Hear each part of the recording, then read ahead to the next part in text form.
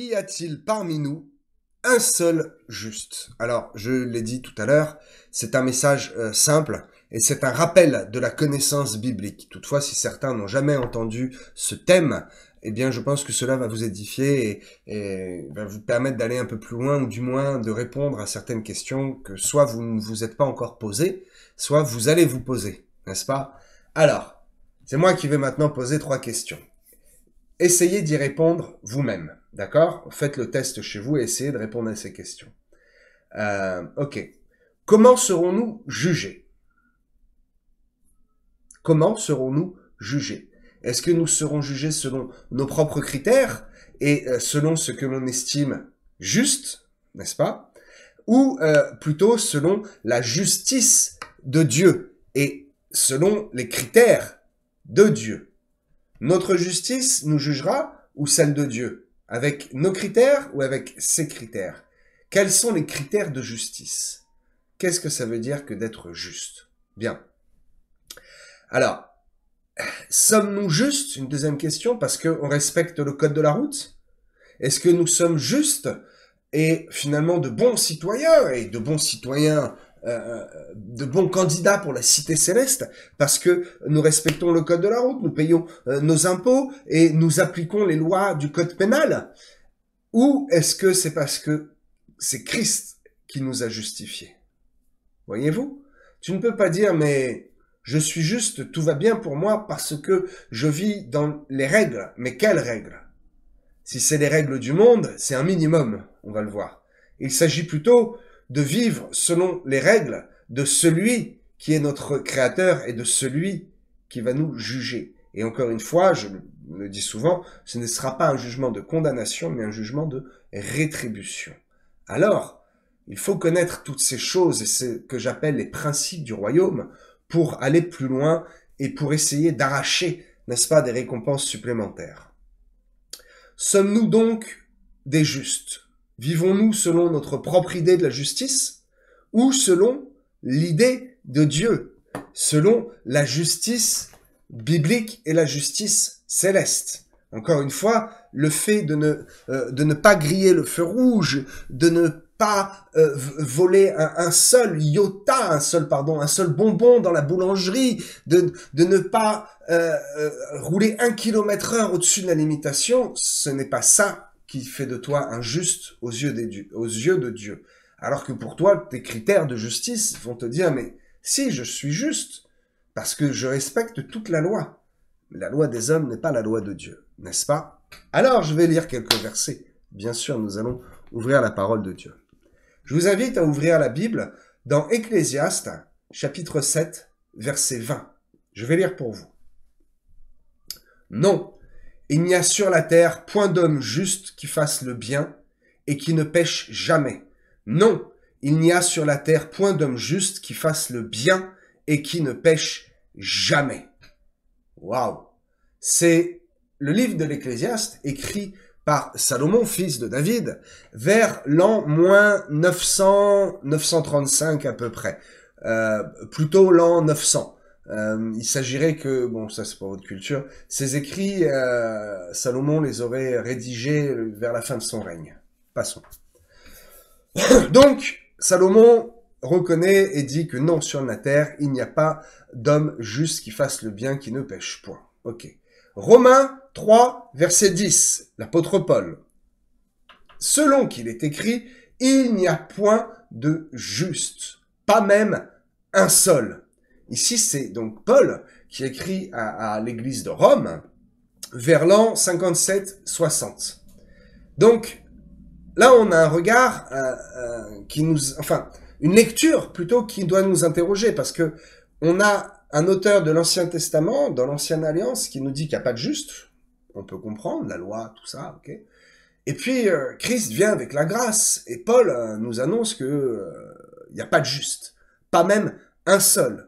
Avant et après Jésus-Christ, 2 auteurs qui ne sont absolument pas connus, n'est-ce pas? Il y a 950-980 ans d'écart, nous disent la même chose. Il n'y a pas de juste. Sauf que, est-ce que la Bible se contredit? Jamais. Alors, c'est bizarre, parce que le même auteur, Paul, dans la même lettre aux Romains, au chapitre 5, verset 1, nous dit quelque chose de différent. Romains 5, verset 1.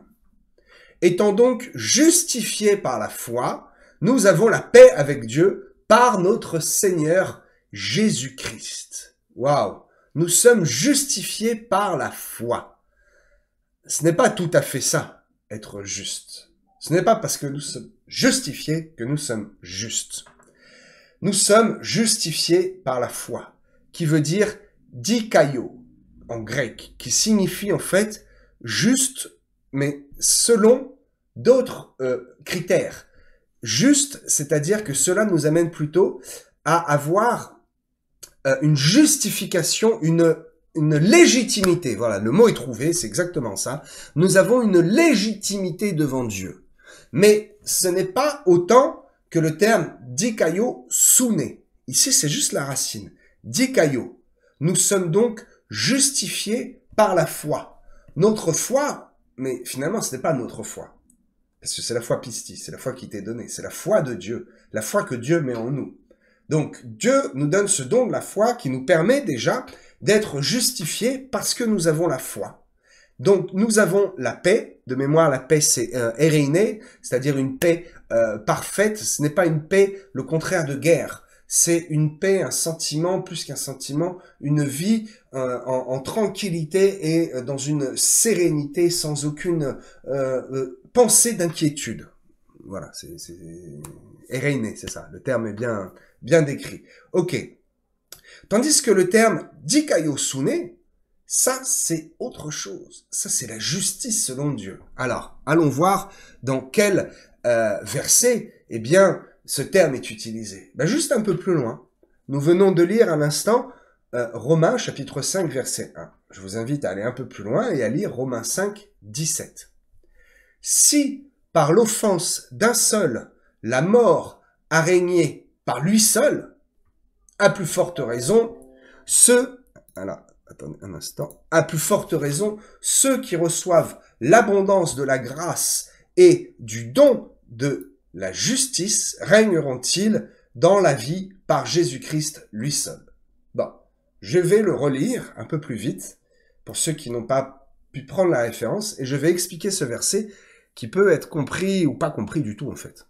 Si par l'offense d'un seul, la mort a régné, pas lui seul. L'offense d'un seul, il s'agit de qui? Tout simplement, c'est l'offense de Adam. D'accord? La mort qui règne, c'est le péché. Il a ouvert la porte au péché, nous sommes condamnés. Il a goûté au péché, le péché nous a contaminés, si je puis dire. Alors, à plus forte raison, ceux qui reçoivent l'abondance de la grâce. Ici, il s'agit du salut. Donc, l'abondance de la grâce, c'est le salut par la grâce. La vie en abondance. Quoi d'autre de plus abondant que la vie éternelle qui nous est donnée comment? Par la grâce. Voilà de quoi il s'agit. Maintenant, allons un peu plus loin. Et du don de justice régneront-ils dans la vie par Jésus-Christ lui seul?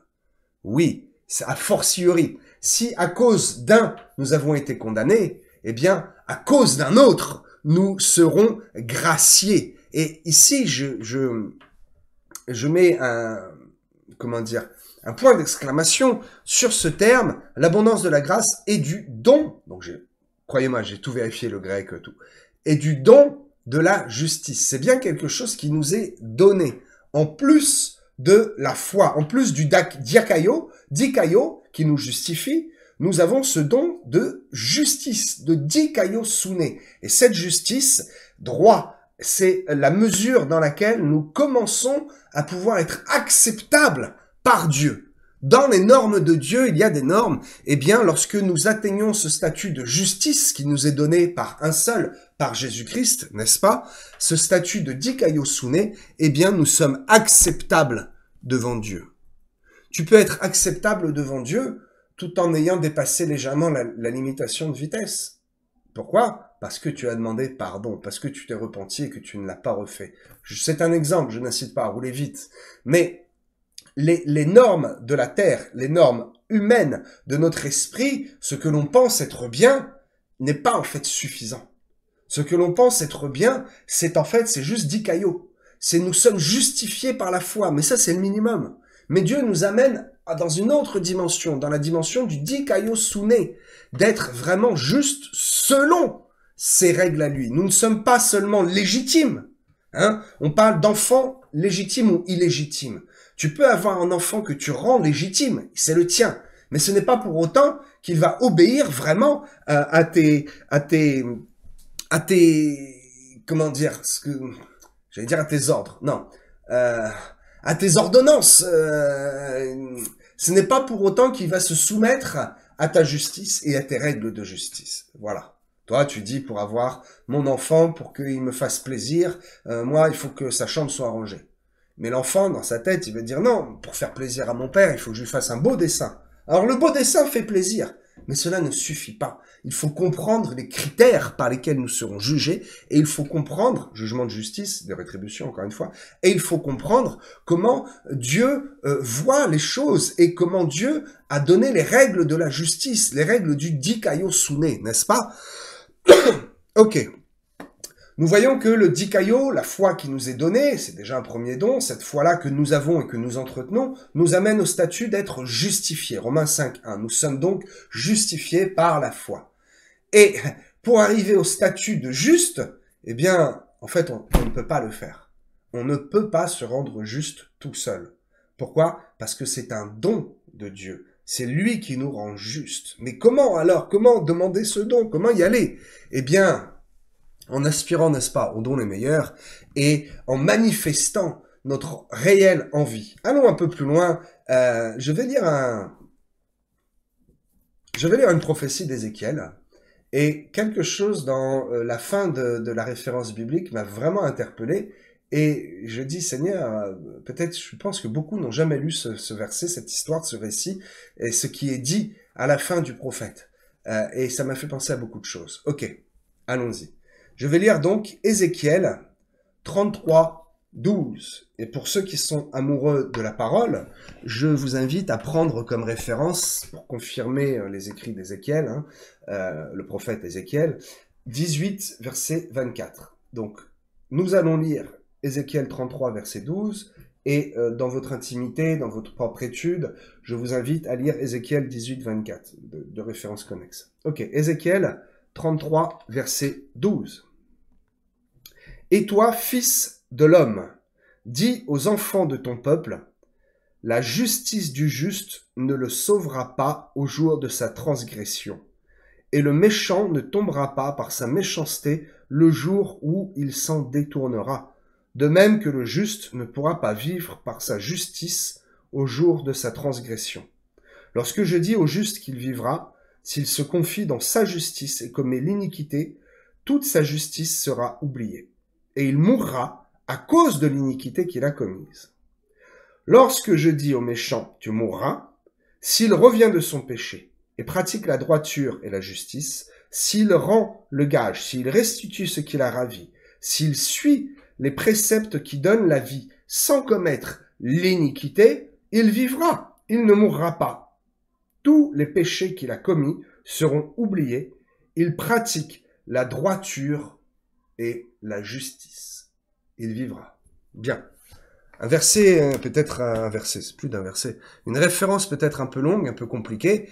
Il faut le comprendre d'une manière correcte et d'une manière très simple. Savoir ce que cela signifie. Pourquoi le prophète parle comme ça. C'est la bouche de Dieu, en fait. Hein. C'est le prophète, c'est Dieu qui parle au travers de la bouche d'Ézéchiel. D'accord? Donc, ce qu'il faut savoir, c'est que tous les écrits, beaucoup d'écrits prophétiques, et ici c'est un écrit prophétique, hein, sont valables au moment de l'écrit, sont valables à l'époque de Jésus-Christ, parce que là, c'est le prophète Ézéchiel, qui, c'est, je crois, 500 ans avant Jésus-Christ. C'est valable au moment de Jésus, et c'est valable aussi à notre époque. Donc, si nous avons ces écrits aujourd'hui, c'est pour nous parler aussi, nous, aujourd'hui. Je crois qu'il y a certaines versions de la Bible où il est écrit « Et toi, mon enfant » ou « Et toi, enfant de l'homme ». C'est bien « fils », le terme « ben », enfant de ton peuple, en fait. Hein. Et toi, fils de l'homme, dans une autre compréhension, on peut plutôt dire « Et toi, enfant du peuple ». D'accord? Ok. Donc l'enfant du peuple, c'est celui qui se justifie lui-même, en fait, d'accord? Et celui qui se justifie lui-même, la justice du juste ne le sauvera pas le jour de sa transgression, quand il fera un péché, quand il fera une faute. Ce n'est pas parce qu'il a été juste tout le temps que si une fois il ne l'est pas, cela lui sera pardonné. Non, non, non, non, pas du tout. Ici, nous comprenons que tu ne te sauveras pas toi-même, mon ami. Ce n'est pas parce que tu es capable de ne pas fauter, d'être juste, que le jour où tu fauteras, eh bien, tu manqueras le but. Transgresser, c'est-à-dire pécher, manquer le but, d'accord? Ok, le jour où tu pécheras, ce n'est pas parce que tu as été juste tout au long de ta vie que ça passera. Non, ce ne sera pas une excuse de dire, mais j'ai vécu selon ma justice. Père, tu peux bien m'imputer, m'enlever ce péché, parce que j'ai été juste tout le long. Mais mon ami, tu as été juste selon ta justice à toi. Ok, c'est ici une référence et un clin d'œil en fait à tous ceux qui sont encore et qui étaient à cette époque sous la loi. C'est-à-dire que tu as beau respecter 612 des 613 commandements, si tu en loupes un seul, tu seras condamné, puisque la loi était valable uniquement dans son ensemble. Si le juif ne respectait pas les 613 commandements, game over. Ce n'est pas parce qu'il en respectait 612 qu'il aurait pu être sauvé. Donc c'est ce juste-là dont il s'agit, à cette époque. À l'époque d'aujourd'hui, le juste, c'est celui qui se croit juste lui-même et qui dit oui, je vais au culte, j'éduque bien mes enfants, je donne un peu de temps en temps des offrandes, je vis une vie correcte, je travaille, je paye mes impôts, je ne dis pas de gros mots, je ne suis pas ivrogne, je ne suis pas drogué, je ne suis pas dans des vices. Ok, et pourtant cela ne suffit pas. Parce que ça, tu sais, c'est normal. C'est ce que tu as reçu en même temps que la foi. Romains 5, 1. Tu as été justifié par la foi. Tu as une légitimité. Et ça, c'est normal. D'accord? Ta propre justice ne te sauvera pas. Ok. Il est question ensuite du méchant, de celui qui était promis à la mort, n'est-ce pas? Celui qui était sur un chemin qui allait le mener à la mort. Et donc, il était condamné. Et sa propre justice ne le sauvera pas lui non plus. Mais ce qui le sauvera, et c'est un exemple à prendre, il y a plusieurs choses qu'il faut noter. C'est si il revient de son péché, il arrête, il pratique la droiture, il essaye d'être dikaiosune, il pratique la justice, c'est pareil, il rend le gage, c'est-à-dire en fait, ici c'est encore un clin d'œil, il fait réparation. C'est-à-dire que pour avoir à demander vraiment pardon sincèrement, il faut faire réparation. Parce que le verbe pardon, finalement dans la bouche d'un hypocrite, dans la bouche d'un auditeur oublieux, c'est tellement facile. Oh pardon pasteur, je t'ai offensé, oui, et puis la semaine d'après le gars recommence, et la semaine d'après encore, et encore, et encore, et encore. Tu bouscules quelqu'un et tu lui renverses son café, oh pardon, et puis tu t'en vas. Non, pardon, va, repaye un café. Ça, c'est la vraie demande de pardon, la vraie métanoïa, celui qui se retourne vraiment et qui est convaincu donc de justice, rend le gage et suit les préceptes qui donnent la vie. Alors il vivra. Oui, les préceptes qui donnent la vie, c'est tout simplement les commandements de Dieu, non pas les commandements de la loi, mais la loi renouvelée, la loi non pas... Pardon. Oh, excusez-moi. Non pas abolie, mais la loi qui a un sens. Alors il vivra, respecte et met en route les préceptes qui donnent la vie. Oh, on pourrait prêcher aussi encore sur les préceptes qui donnent la vie Zoé, la vie en abondance, la vie qui nous permet, eh bien, de vivre, d'avoir la foi, de devenir dikaiosune, et eh bien de mourir également. Un jour, nous allons mourir, mais comme nous avons été justifiés par Dieu, par le sang de Jésus-Christ, et comme nous connaissons, n'est-ce pas, la justice véritable, dikaiosune, nous avons été capables de comprendre comment Dieu fonctionne, quel est le principe de l'esprit, et comment plaire à Dieu, comment être véritablement juste, non pas avec des commandements d'hommes, mais avec des commandements divins. n'est-ce pas? Revenons-en donc à Ézéchiel. Ézéchiel ici, une fois de plus, tout au long des écrits d'Ézéchiel, il ne fait que ça. Il avertit le peuple. Il avertit Pharaon également. Il parle individuellement, il parle en groupe, il parle dans son époque et il parle également dans notre époque. Et peut-être je ferai une étude sur Ézéchiel parce que ce prophète a une façon de fonctionner vraiment étrange. Et sa façon de fonctionner n'est pas la sienne. C'est la façon dont Dieu a de fonctionner au travers de ce prophète. Je ferai une étude sur Ézéchiel. Je pense que ça va beaucoup vous intéresser. Très bien. Donc, Ézéchiel, ici, avertit. D'accord? Il avertit. Mais cet avertissement n'a visiblement que peu de répercussions. Parce que, pour comprendre cet avertissement, eh bien, il faut être attentif. Il ne faut pas être un auditeur oublieux. Et, ok, c'est le moment de lire. Lisons ce que je vous avais dit, quelque chose de surprenant, à la fin de ce chapitre 33, donc Ézéchiel 33, verset 32. Voici tu es pour eux comme un chanteur agréable, possédant une belle voix et habile dans la musique. Ils écoutent tes paroles, mais ils ne les mettent point en pratique. Quand ces choses arriveront, et voici, elles arrivent, ils sauront qu'il y avait un prophète au milieu d'eux. N'attendez pas, mes amis, de voir que le monde s'écroule pour croire ce que les pasteurs vous disent. Les vrais pasteurs, ceux qui ont vraiment reçu la parole et qui ont quelque chose à dire, n'est-ce pas? Alors, il s'agit ici de ceux, et visiblement à l'époque il y en avait déjà, de ceux qui écoutent la parole. Peut-être ce soir quelques-uns, oh je ne pense pas que quelques-uns sont concernés, mais il s'agit de ceux qui écoutent la parole, qui vont à l'église, un petit peu comme un spectacle, comme un divertissement, comme quelque chose de religieux, d'obligatoire, comme un train-train, et qui viennent à l'église aussi, et malheureusement il y a une certaine communauté en particulier qui, je l'ai vu de mes yeux, j'ai été étonné, qui vient à l'église pour l'ambiance, uniquement pour l'ambiance. Alors quand il y a les chants, ah, vas-y, là ça y va, hein, et ça tape, et ça crie, vas-y. Alors c'est bien, il faut manifester dans la louange, bien sûr, oh là là, il faut le faire. Mais quand tu t'assois, ne commence pas à piquer du nez, mon ami, parce que ce que le pasteur est en train de t'expliquer, ce n'est pas un spectacle, ce n'est pas une ambiance, c'est les règles de la parole de Dieu, les règles du royaume, d'accord? Alors tous ceux qui font les grandes chaklalas, et puis au moment du message, n'écoutent pas, piquent du nez, ils sortent de là, on dit de quoi a parlé le pasteur, oh je sais pas, mais la louange, hein, on s'est bien amusé, oh pardon, enfin c'était super. Et cela existe. Et ici, il s'agit de cette personne-là. Souviens-toi que tes règles ne sont pas celles de Dieu, ok?